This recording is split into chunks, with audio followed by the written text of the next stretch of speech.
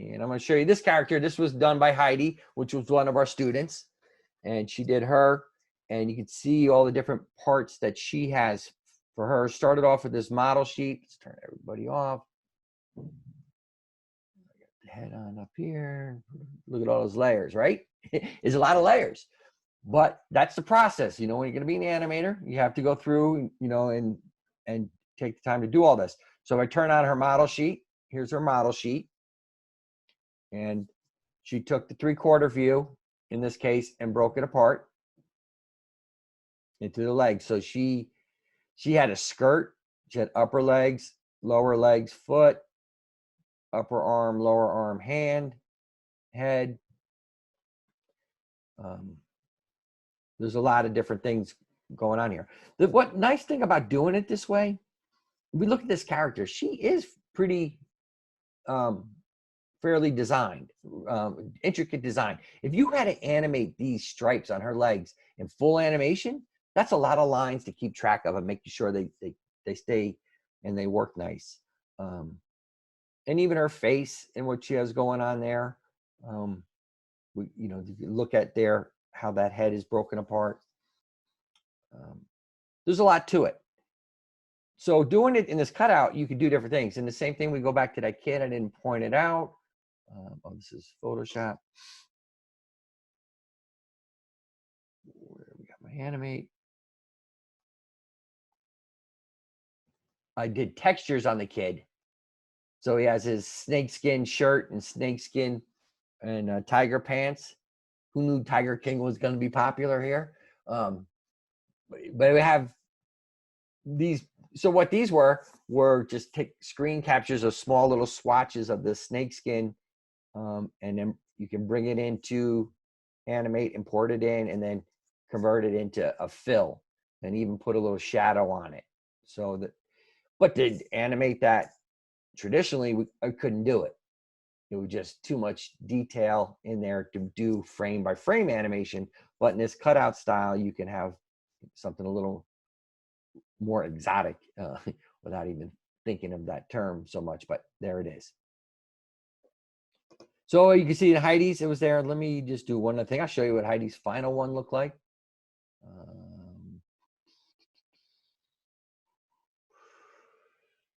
Which one was she? Let's just go here. I'll find it quicker this way. And our dances, and some sample dances, and Heidi's puppet movie.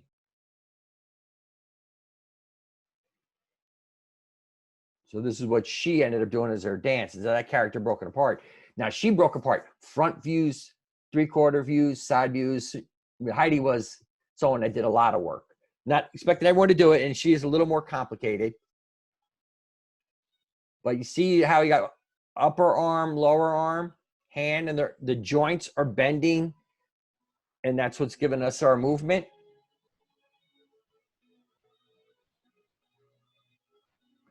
Lower leg.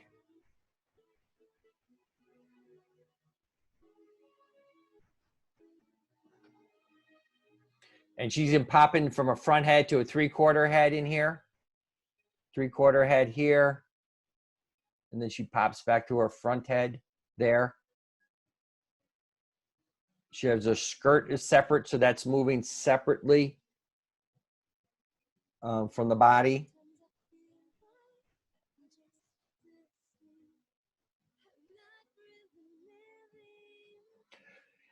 And her eyes, you see the different eye expressions. Now she jumps to her profile. So I am showing you one of the more intricate ones of the students I've ever done. But she does, but you can see how these body parts are moving. That's really what I'm showing you, to see how each of these are moving along. And she even made that new head with the head up. She wanted that.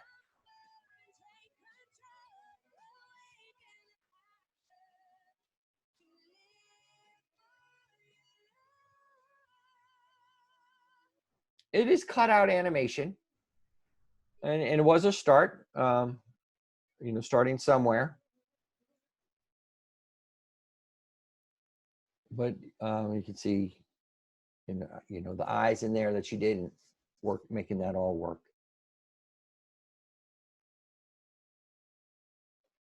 But this is where she started then in her Photoshop with her model sheet. And then I'll turn green on, and then so she has her foot. So she broke it apart, and then you might have to color in a little bit of the foot, so where it overlaps, so you just don't have like if I zoom up on this, you may have to do a little bit of a knob up compared to where the leg overlaps it. So in this case, she has this nice little band on her leg, on the ankle, that covers it, where they overlap. And then the knee covering here, and the foot on the other side. And it did it the same way that I showed you. We did it with the vector art. Selected that part that we want to work with, copied it, pasted in place, and then deleted the parts that we don't need. In this case, it's in Photoshop, so it was all raster art. So as you had done, Brie, right?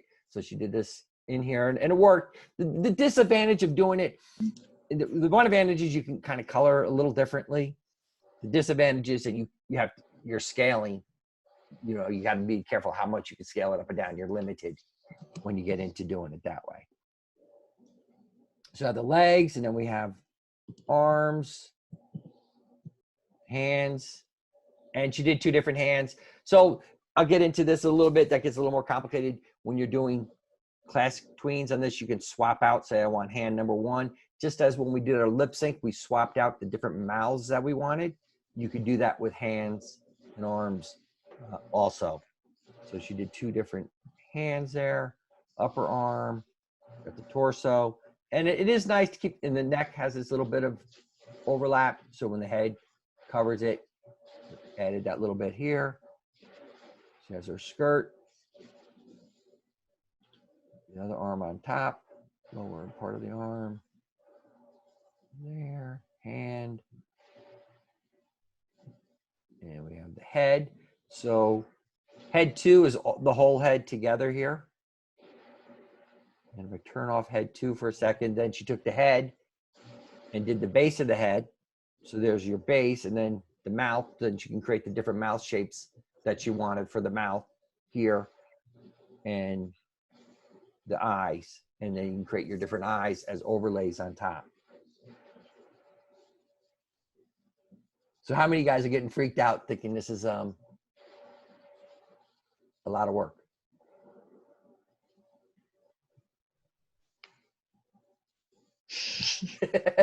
Yeah, it is a lot. And that's why when we talked last week, I said, keep your character simple. We did look at some simpler ones. You remember when we looked at Jesse's, he had the little fuzzball character. It was simpler, you know. So I wanted to show you this one though, just because it does have on it there. You can see how you can build it up and make the character, but that is the process. You drew it first, you created the design, the character, and then you're going to break it apart so you can get it ready to animate.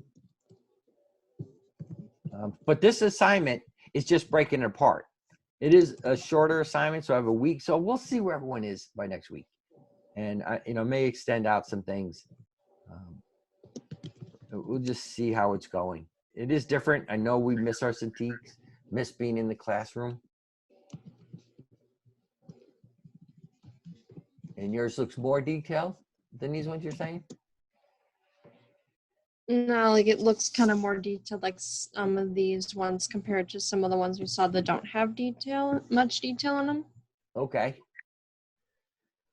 So you just see how it goes, like when you break it apart. Yeah. You know, look to break it apart. Now, I am going to show you another way of doing it. Like I said, I don't want to confuse things too much, but this is the traditional way. So once we break it apart, then we bring it into Animate, and we call what we rig it.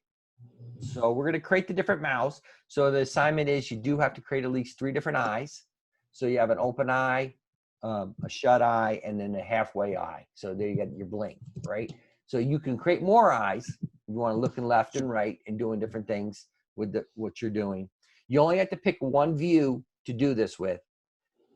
So the 3/4 view or profile view would be the best views to do, I think. The front view, it's good, but the dancing here, you get more options if you do a 3/4 or a profile view. So I would say either pick, if you did a profile view, I know we talked last week, those that were in class last week talked about that you could either do, of the 3 turnaround views, you could substitute out a profile or back view, depending on which one you wanted to do.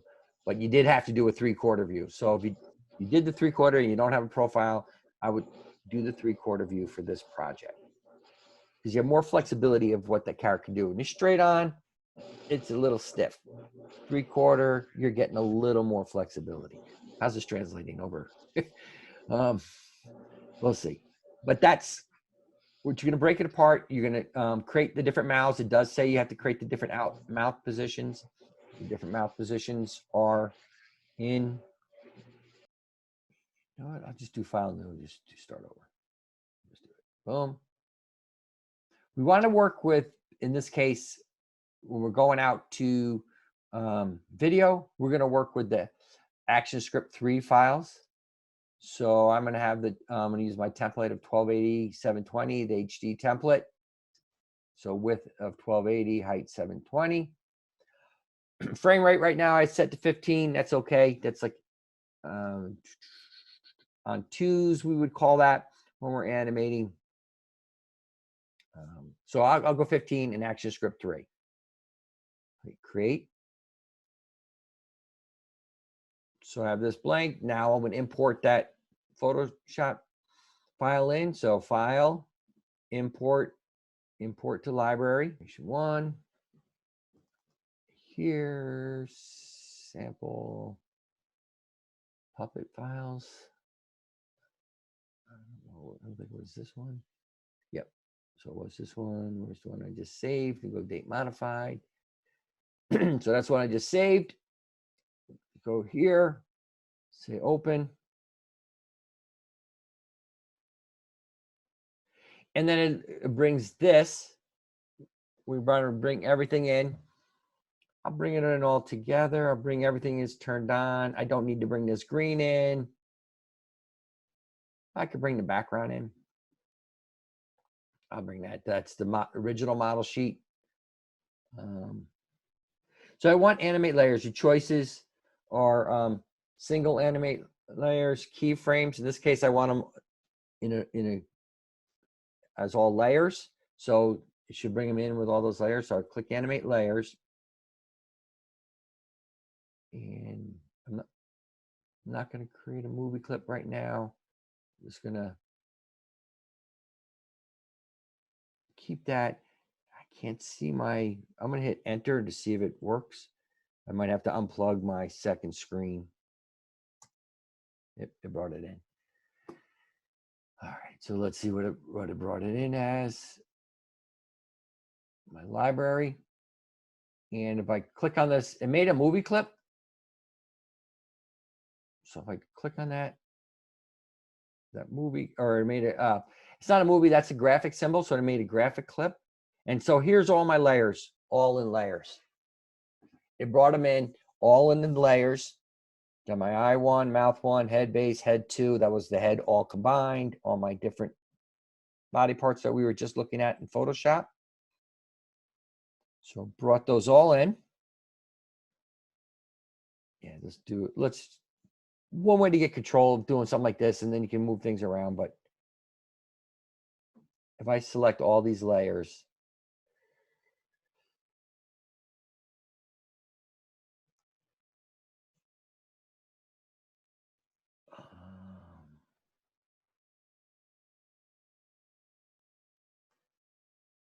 there we go.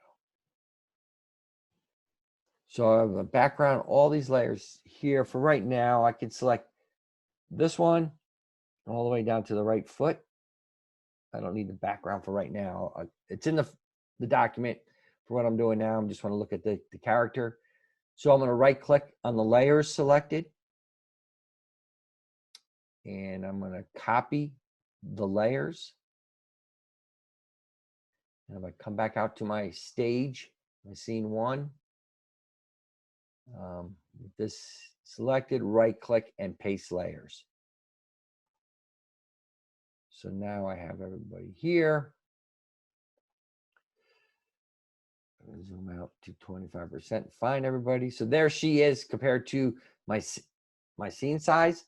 So I may want to scale it before I bring it in and do it, but I can scale it here. So if I bring her here, this is the 720 for it. So that's your finished size, and that's how big she is. Where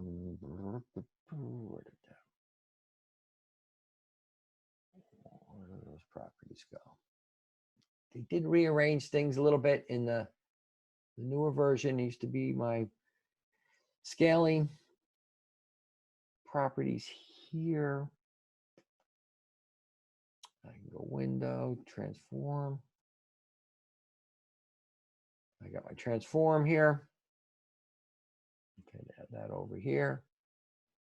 Could put that there. So I have all those elements selected. Make sure my constraints are locked. Come over here and scale her down. Just to start, that would be all right. Back to my selection tool, hit V, position her. Maybe add a background in there you were going to do. Okay, so I have her in here, kind of have her set. Now I need to, right now when I brought them in, these are all just graphics. These are all the different elements of the graphics. And probably could clean this up a little nicer. I'm not sure. I might have done this, showing the students how to do it at one point in the classroom. But you don't want to have these artifacts of this floating around. You want to take your time, clean those up nicer. You are bringing these in from Photoshop.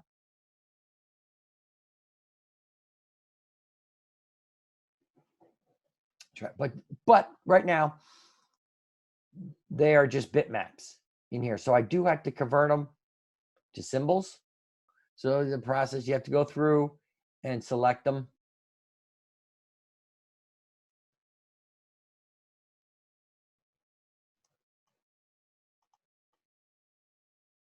And convert each of these to symbols.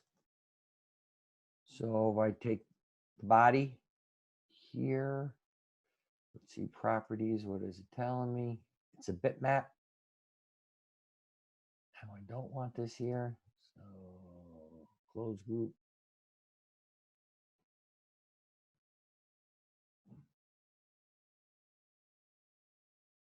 Try something here. All right, moved everything over.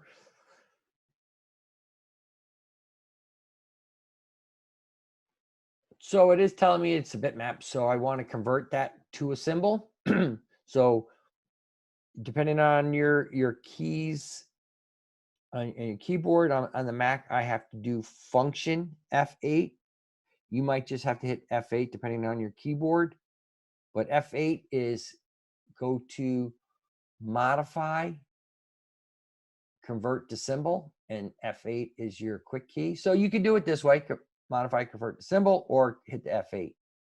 So I do that, comes up, I want to make it a graphic, and I forget the character's name, but if you had a character's name, she did have a name as like Kayla or something like that. Anyone see that?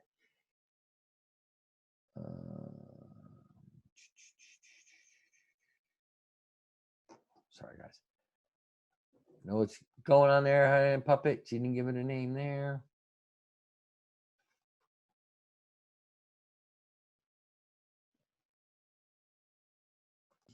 You know what?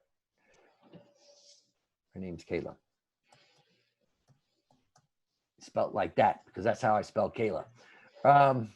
We have that name, and that's so if you have a character, and the reason it's good to put the character's name, if you have multiple characters interacting in a scene or in your project, you don't want just body because everybody's going to have a body. Everyone's going to have a right arm. So if you put the name when you're naming the symbols, when you're in here, you don't have to maybe have the name out here because you know it's this character. But when they're stored in your library as symbols, it's nice to have that name there. So Kayla, torso. So I have that, and I'll hit OK. So you have to go through and do all this. So you have, and then I'm going to do function F8. And that's going to be her left arm. So I could do arm underscore, I shorten it there, arm left upper, up, upper, just trying to keep the names. There's one guy described it, another, keep them snappy, keep them short. So we could do that. So you go through and you make those all symbols. Once they're symbols, and now once they are symbols, then we have to what we call the final part of the rigging is to set the rotation points. So these two are symbols, and so I'll do these two right now. I guess you guys don't want to see me make those all into symbols, do you? Let me just see. I haven't been reading the text. And if you have something, if I'm talking here, I'm kind of looking here, so turn your mic on, catch my attention if you have a question. I know that the text is there, but I don't have it on this screen because I don't have enough real estate to see everything. So to rig it, I want my rotation point for her upper arm to rotate at her shoulder, right up here. So if I go back to my free transform tool in my tools, that's the one with the little dots around it, arrow with the dots. So I get this, I take that white circle and I reposition it up here at the shoulder. So now when she rotates here, let's see if I move that there, trying to stay on there. Yeah, so you figure out what do you think is the best spot for that, but it will be from the shoulder there. And her torso, right now, we want to tilt her. She's tilted from her chest, and I wanted to tilt more down from her hips in that area. So I'll bring this down here. So now she tilts this way.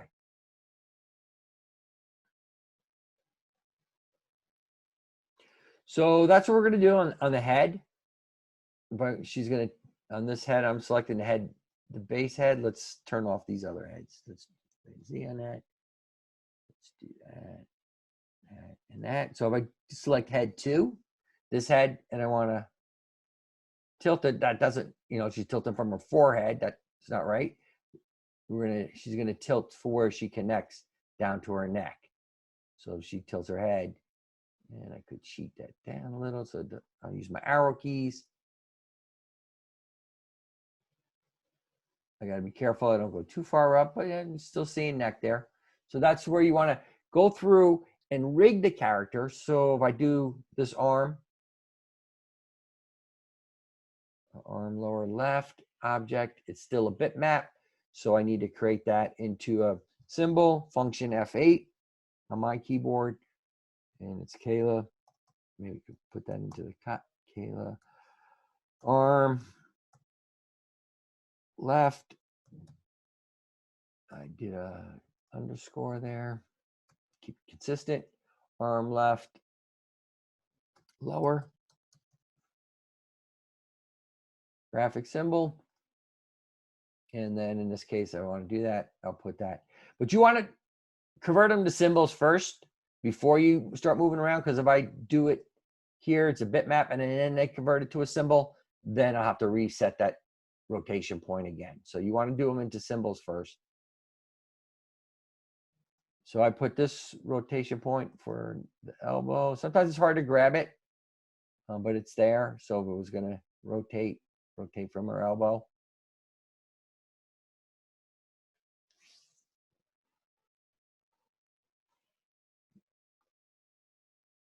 So for this assignment, let's just take a look and just see if I'm missing anything. You are going to want to create the different mouths. So 8 different mouths, 8 eyes. So let's go into my rat character and see what I have going there.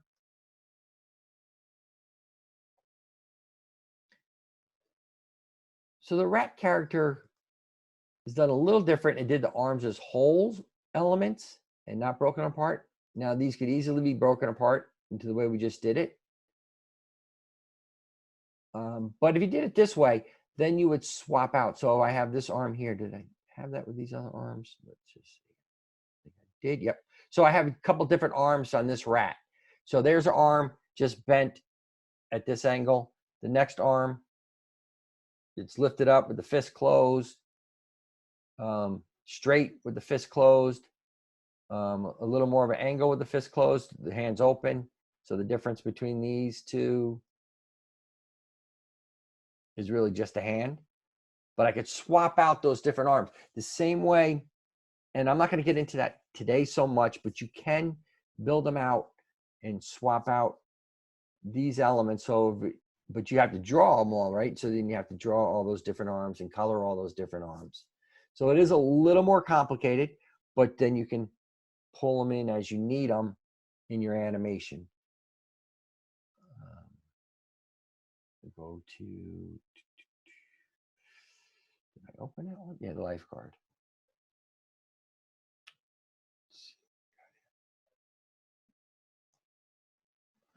Let's go to fit window. So as this guy comes in, he has this one arm that has his hand open. And then he switches to this other arm, the fist closed, comes up, and then he goes to a pointed finger somewhere in there. So this character, the arms kind of switch around a little bit. Again, it's only 3 different arms. So if I do returns, see what we get.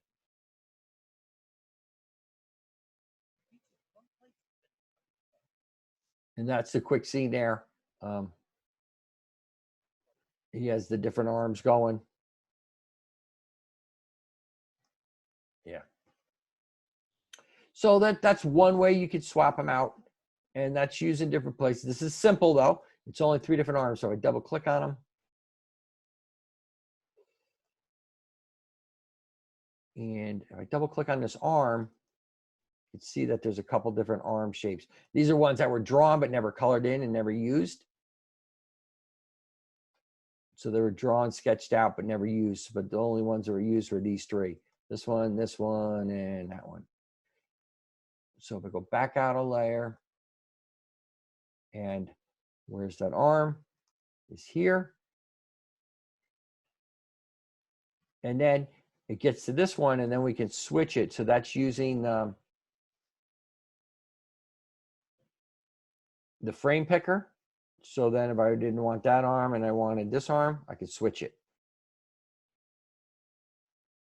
So same way that we did a little bit of the lip sync, you can switch out, but you have to be using what we call classic tweens. And we'll get into looking at that when we get more into the animation part of what we're going to do. But that's an alternative, but you did have to draw the 3 different arms. So if we did it the way I initially showed you, you're drawing that arm once, you're breaking it apart. So, and for this scene, it worked well for this character, just to have those, you know, because it's a short scene. He's just coming in, saying the beach is a fun place to spend a summer's day, and boom, and then we're done with them. So it worked for this. Different situations, it worked. But even the dance one, it could work in the swapping that out.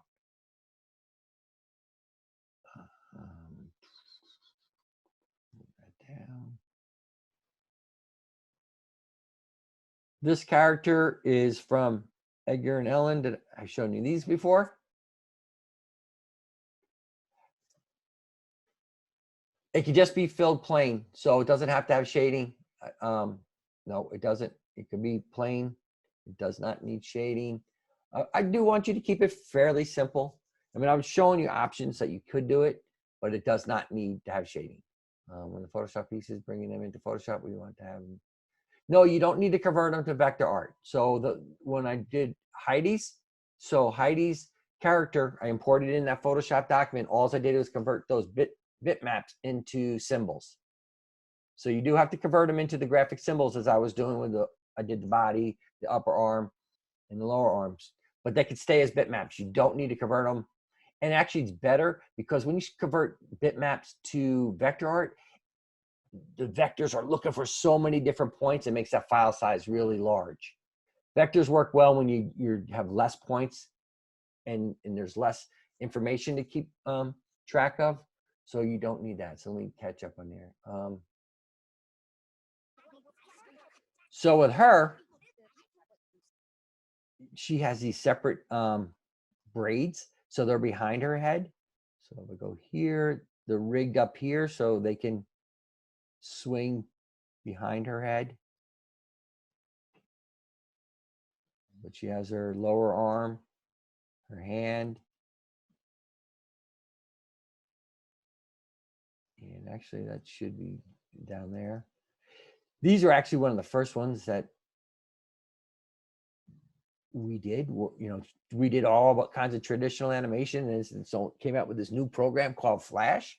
Hey, we got an easy way to do stuff. Okay. So we learned how to do it on the fly, kind of doing this project. But the eyes are separate in here. So we didn't do the nested stuff. We put everything out in the open just before we kind of got into everything. But if we look at how it works, you can see how her hair.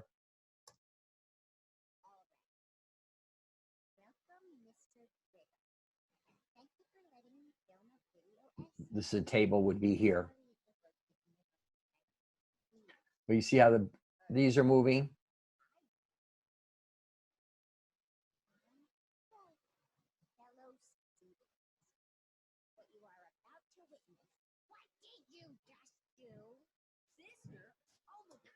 So you can see all those body parts and how they're working and going back and forth like that. Scaling things up and moving them back. But the hair is separate. So if you did have a ponytail or something, you can make that a separate element. And it's layered behind the head. So let's find out where those are. Background, ponytail left and right, head base. So turn the head off. Here are the ponytails.